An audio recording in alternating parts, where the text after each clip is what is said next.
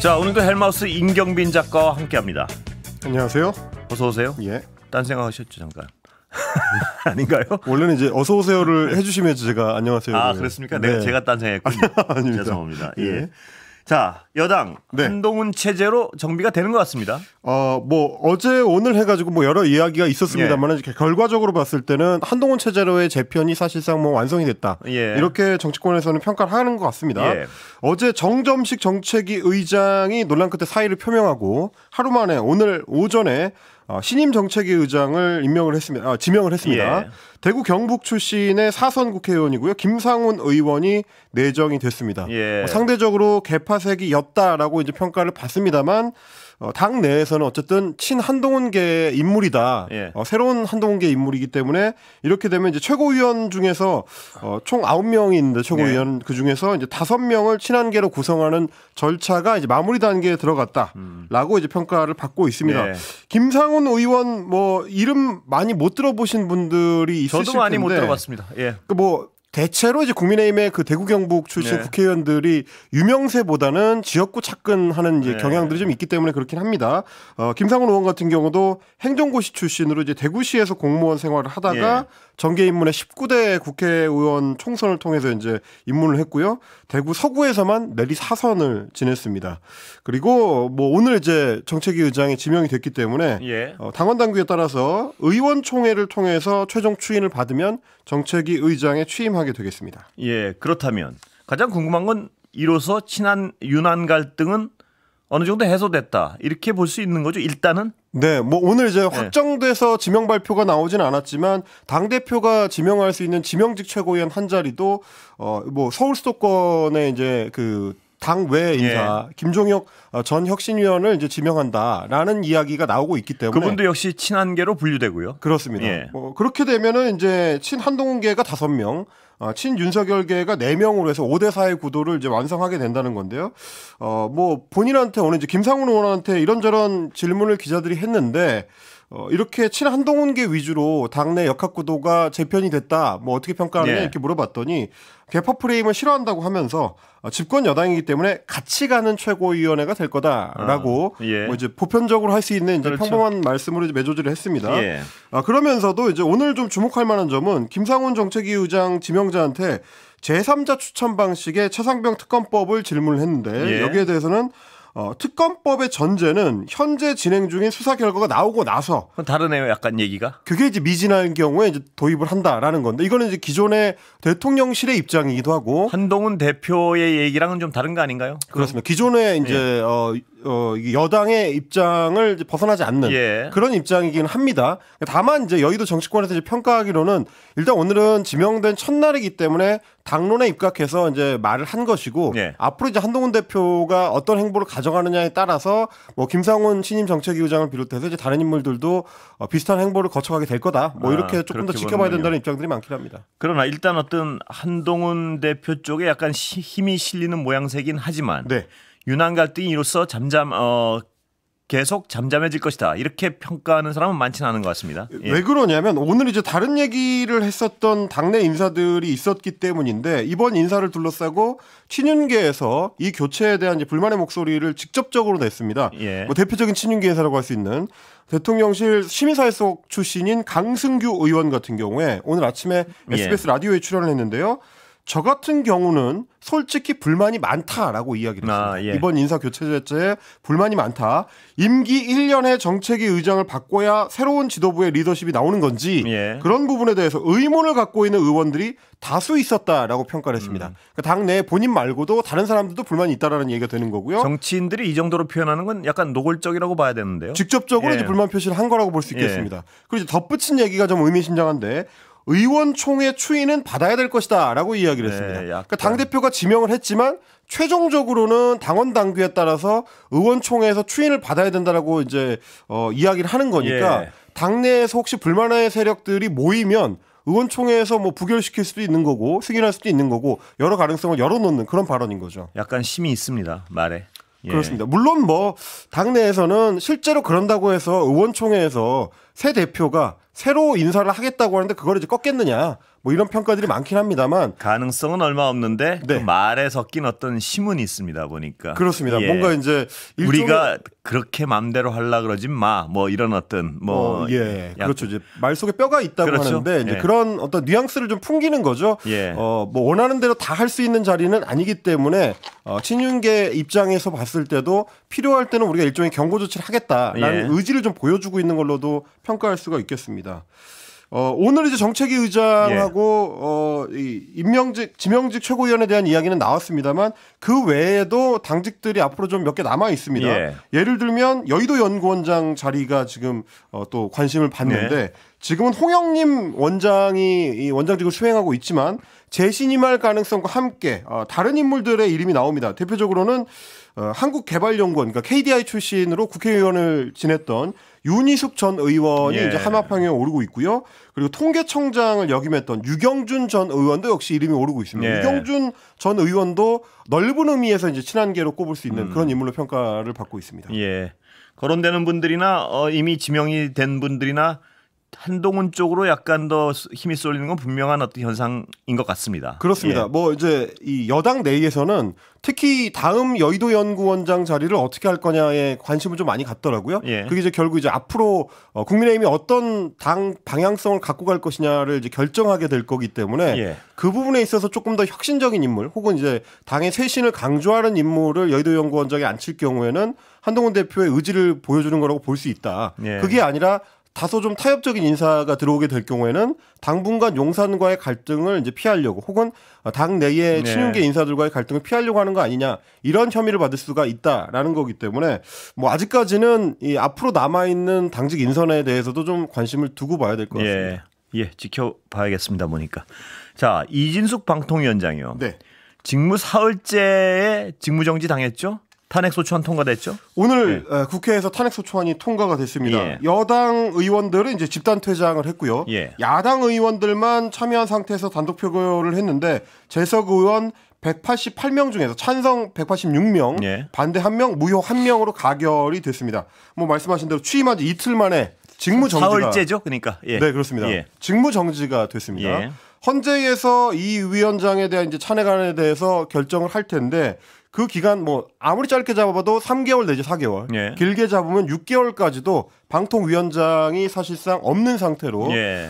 방통위가 좀 파행을 할 수밖에 없게 됐다라는 상황이고요. 여기에 대해서 이제 대통령실에서는 깊은 유감을 표한다라는 입장을 밝히면서 예. 정혜전 대통령실 대변인이 기명으로 직접적으로 이제 비판을 하고 나섰습니다. 굉장히 네. 좀 강한 톤이었는데 이번이 7번째 탄핵안이다. 네. 이 7번째 탄핵안을 발의한 거다라고 이제 강조를 하면서 북한이 보낸 오물풍선과 야당의 오물 탄핵이 무슨 차이가 있느냐라고 했습니다. 그러니까 북한의 행태와 야당의 행태가 같다. 네. 동일선상에서 이제 비교를 하는 굉장히 좀 강도 높은 비판을 예. 한 거고요. 그러면서 야당 횡포는 윤석열 정부 발목 잡기를 넘어서 대한민국의 발목을 잡는 것이다. 예. 또 이렇게 평가를 했고 민심의 역풍이 두렵지 않느냐. 이러한 헌정 파괴 정당은 국민의 심판을 받게 될 것이다. 예. 라고 경고를 했는데 제1당이라고 할 수 있는 민주당을 포함해서 야당들을 향해서 헌정 대통령실이요. 파괴 정당이라고 대통령 대변인이 직접 표현을 한다는 게 네. 저는 다소 좀 충격적이긴 했습니다. 그렇습니다. 이 정부가 공식적으로 헌정 파괴 정당이라고 이름을 붙일 것 같으면 기존의 사례에 따르면 이거는 이 위헌정당 심판 청구를 해야 되는 거 아닌가라는 예. 생각이 드는데요.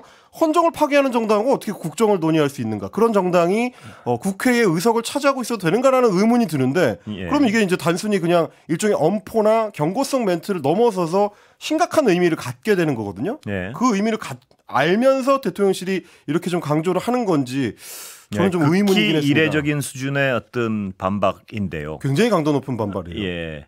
그 의미를 그렇게 하진 않았겠죠. 예. 왜냐하면 어떤 단어의 의미를 깊이 생각하는 것 같지는 않아요. 이 여러 가지 어떤 사례를 볼 때.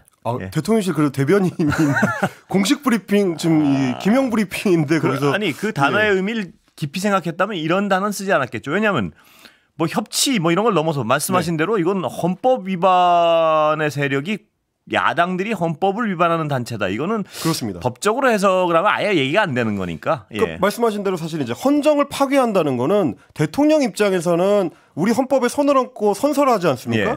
헌법을 수호할 의무가 대통령에 있다라고 예. 선서하고 임기를 시작하는 건데 헌정 파괴 정당이 원내로 진입을 해가지고 국회를 운영하고 있는데 그걸 놔둔다? 그러면 이상한 일이 되는 거죠. 그게 정말 직설적으로 해석을 하면 국가 전복의 위기가 되는 건데요. 그렇습니다. 네, 그러니까 말의 묵직한 의미를 대통령실 대변인이 명확하게 좀 인지를 하고 발언을 했으면 좋겠다라는 생각이 들긴 합니다. 어쨌든 그렇습니다. 대통령실의 공식 입장은 예.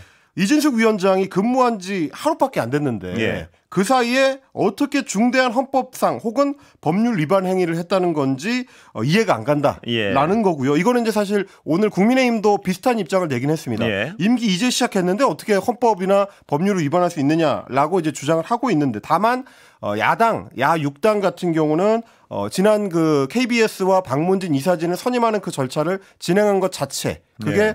5인이 합의하에 운영하도록 되어 있는 방통위법을 위반한 것이다. 예. 그렇기 때문에 법률 위반에 해당해서 탄핵을 낸 것이다라는 주장과 이제 충돌하는 입장이긴 합니다. 예. 그리고 당사자이기도 한 이진숙 방통위원장 같은 경우는 예. 방통위원장으로서 거대 야당의 탄핵 소추라는 횡포에 당당히 맞서고자 한다라고 했습니다. 물론 이제 탄핵 소추를 당했기 때문에 자진 사퇴를 하는 건 지금 이제 불가능해졌습니다만 어쨌든 헌재의 결정이 나올 때까지 맞서서 싸우겠다. 뭐 이런 입장을 분명히 밝힌 거고요. 이전에 김홍일 전 위원장이나 이동관 전 위원장처럼 탄핵 소추 이전에 이제 사퇴했던 행보를 가지는 않겠다라는 입장을 다시 한번 강조를 하고 나섰습니다. 뭐 어제 오늘 보도되는 내용들을 보면 이제 여권의 대체적인 분위기는 일단 KBS와 MBC 박문진과 관련된 이사진 선임을 마무리를 했기 때문에 필요한 조치는 이진숙 위원장이 끝낸 것이다. 그러면 이제 여기에 대해서는 앞으로는 맞서서 헌재에서 이제 이 탄핵이 부당하다는 것을 입증하는 것이다라는 입장을 대체로 이제 갖고 있는 것 같습니다. 청취자 여러분도 대강 아시겠지만 왜 다른가 그 부분은 좀 짚어보면요. 과거의 방통위원장들은 탄핵 소추안이 통과되면 사퇴를 한 이유가 그 자신이 사퇴를 해야지 전에 사퇴하는, 통과되기 전에 사퇴를 해야지 다음 수순이 진행되는데 그렇습니다. 지금은 사퇴를 안 하는 이유는 가장 중요한 의결을 다 했다 이런 판단 때문이겠죠. 그렇습니다. 그것은 박문진 교체. 그러니까 MBC 경영진 교체를 위한 모든 수순을 마쳤다. 그렇습니다. 그렇기 때문에 굳이 사퇴해서 또 다른 사람을 또 데리고 올 필요가 없다. 이런 어떤 전략적 판단이 있었다. 이렇게밖에 볼 수 없는 거죠. 그렇습니다. 뭐 사실상 그 여권 관계자들이 언론을 향해서 직접적으로 그런 표현을 쓰고 있기 때문에요. 뭐 그러면 당연히 이제 따라올 수 있는 비판이 방송통신위원장이라는 자리가 박문진 이사진 교체하기 위한 자리냐? 그게 가장 중요한 임무였다는 사실을 간접적으로 증언하는 거겠죠. 그렇습니다. 그 외에도 사실 이제 방송 산업이라든지 통신 산업이라든지 관련된 중요한 업무들을 책무로서 갖고 있는 것이거든요. 하다못해 바로 얼마 전에 제사 이동통신 사업자 취소 사태 같은 일들이 있었는데 그런 다양하고 복잡한 여러 현안들이 산적해 있는 방통위원장 자리를 단순히 MBC 사장 교체를 위한 박문진 이사 선임 절차를 진행하는 자리라고 인식하고 있다면 그것도 사실 비판을 받을 수 있는 소지가 많은 그런 인식이 아니냐 이런 생각이 좀 들긴 합니다. 그런데 오늘 이진숙 위원장은 국회 과방위 현안 질의에 나오질 않았죠. 네, 오늘 현안 질의의 주제가 방통위원회를 2명이서 유지하는 체제 이거 좀 문제가 있는 거 아니냐 여기에 대해서 이제 방통위원장한테 직접 현안 질의를 하겠다라고 소집이 됐던 회의인데요. 과방위 전체 회의에 이진숙 위원장이 불출석을 했습니다. 불출석 사유서를 제출했는데 몸이 아파서 이제 입원한다라는 사유였고요. 여기에 대해서 최민희 과방위원장 같은 경우는 건강 이상으로 입원한다고 자료 제출했는데 어제 이진숙 위원장은 용산에 가서 대통령하고 면담을 하고 그 면담 과정이 방송으로 중계가 됐다. 그러니까 이제 TV에 이제 방송이 됐고 둘이 사진을 찍은 이 사진이 또 대통령실 홈페이지에 올라오기도 했거든요. 그걸 거론을 하면서 아니 어저께만 해도 멀쩡하게 잘 다니던 사람이 오늘 갑자기 아프냐. 그걸 고려할 때 이 불출석 사유서는 승인할 수가 없다라고 이제 이야기를 했고요. 민주당의 한민수 의원 같은 경우는 이게 과방위 전체 회의를 회피하기 위한 회피용 가짜 입원이 아니냐. 위원회 차원에서 정확한 사실관계를 확인 후에 법적 조치를 해달라라고 요구를 하기도 했습니다. 반면에 국민의힘 같은 경우는 야당 공세가 과도하다고 하면서 이제 이진숙 위원장을 엄호하고 나섰는데 심성범 위원 같은 경우는 이 위원장에 대한 상태 판단은 의사가 내리는 거지 우리가 내리는 게 아니다. 네. 이렇게 얘기를 하면서 그거 보셨습니까? 혹시 그 장면? 거기서 바로 네. 지금 설명해 주시는 그 장면에서 신성범 의원이 어제는 그럼 왜 이렇게 대통령 옆에서는 웃으면서 서 있는 그 멀쩡한 분이 뭐 이렇게 야당이 공격을 하니까 그런 취지의 말에서 한번 웃음이 터지더라고요. 너무 좋았겠죠 어제. 제가 그건 좀 웃었습니다 저도. 좋았을 수는 있죠. 너무 좋아서 그때는 힘이 나서 서 있었는데 아픈 상태였다. 뭐 이 취지를 설명하느라 그랬던 것 같은데요. 그렇습니다. 뭐 기쁨이 뭐 넘치면 이제 아픔을 이길 수 있으니까요. 아픔을 잠깐 동안은 잊을 수 있으니까요. 뭐 그런 취지에서 사실 신성범 의원이 이어서 뭐라고 했냐면 대통령 임명장을 받을 때는 아픔을 무릅쓰고 받은 것이고 그렇습니다. 그런 사안을 병원에 따질 일이지 왜 판단을 야당 위원이나 위원장이 하느냐 이렇게 이제 비판을 했고요. 국민의힘 이상휘 의원 같은 경우는 꾀병이라고 도망갔다면서 악마화시키는 이유를 모르겠다. 그러면서 이제 과방위에서는 김태규 부위원장이라도 이제 대리 출석을 시켜서 질의를 해야 된다라고 이 민주당 의원들의 입장이 있었는데 여기에 대해서도 대리 출석을 반대하는 입장을 또 밝혔습니다. 대리 출석은 왜 반대할까요? 혹시 뭐 입장 나온 게? 국민의힘 쪽에서는 뭐 오늘 현안 질의 자체가 이 방통위원장한테 의견을 묻기 위한 것이지 대리로 받을 수 있는 건 아니다. 뭐 이렇게 또 주장하긴 했습니다. 자, 다른 얘기로 좀 넘어가 볼까요? 오늘 뭐 국회에서는 여러 이 쟁점 법안들의 처리가 있었는데요. 그 중에서도 가장 눈에 띄는 거는 민주당이 추진을 해왔었던 전국민 25만 원 지원법입니다. 이게 이제 뭐 공식 명칭은 민생회복지원금 지급 특별조치법인데 여기에 대해서 이제 야당이 단독 표결을 해서 국회 본회의 통과를 했습니다. 25만 원 지원법 같은 경우에 이제 재석 187인 중에서 찬성 186인, 반대 1인이었는데 반대 1인은 이제 이준석 개혁신당 의원이었고요. 국민의힘 의원들은 야당이 법안을 강행 처리한다라고 이제 반발을 하면서 표결에 애초에 참여하지를 않았습니다. 그러면서 이 민생 지원법을 비롯해서 뭐 노란 봉투법까지 다 이제 필리버스터를 통해서 이제 반대하는 입장을 이제 강경하게 이어가고 있습니다. 일단 통과되기는 했지만 이 법안에 대해서도 역시 대통령실에서 이제 굉장히 좀 강경하게 반대 입장을 밝히고 있기 때문에 뭐 역시 마찬가지로 이 대통령이 거부권을 행사할 걸로 보입니다. 오늘 통과되자마자 대통령실이 밝힌 입장이 13조 원의 재원이 소요되는데 이 재원에 비해서 그 효과는 크지가 않을 것이다. 그래서 대통령한테 제2요구권 행사를 이제 건의할 것이다라고 예고가 사실상 된 상태고요. 행정안전부에서도 뭐 이제 집행기관인데 행정안전부에서도 대통령한테 제2요구권을 건의할 것이다라고 이제 공식 입장을 밝혔습니다. 대통령실의 입장은 이렇습니다. 일단 이건 예산 편성권과 관련되는 사안인데 예산 편성권은 헌법상 정부에 있다. 국회가 예산을 편성할 수 있는 권한이 없는데 이렇게 되면 이거는 삼권 분립을 깨는 선례를 만드는 게 되기 때문에 우리는 반대한다라는 입장을 밝히고 있는 상태입니다. 그 어제 조경태 의원 전화로 연결했었는데요. 조 의원이나 혹은 본인과 주변의 몇몇 분은 그 전체의 어떤 컨센서스는 모르겠지만 이 민생을 위한 것인데 굳이 여당에서 이렇게 막무가내로 반대할 필요가 있겠느냐는 의견을 밝혔습니다. 그러니까 여당 내에서도 이 법에 대해서는 약간 이견이 있는 것 같습니다. 보면 그런 두 가지 쟁점이 있는데요. 민생회복지원금이 이제 전 국민 보편으로 지급되는 것에 대해서 반대하는 국민의힘이 입장이 있고요.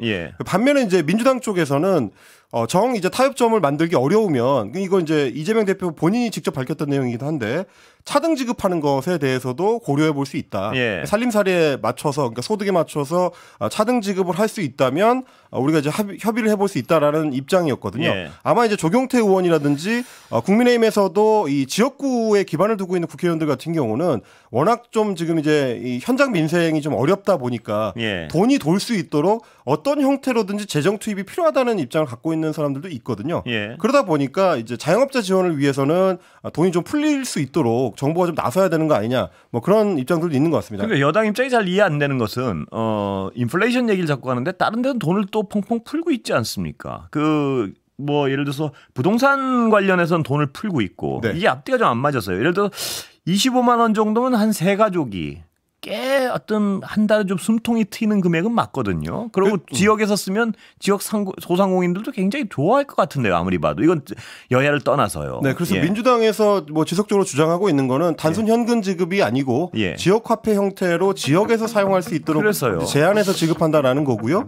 기존에 이제 코로나19 팬데믹 때도 그때도 25만 원을 이제 개별로 지급하는 시행을 했었는데 그때 당시에도 물가 폭등은 없었다라는 주장을 하고 있습니다. 여기까지 듣겠습니다. 오늘 감사합니다. 고맙습니다. 헬마 임경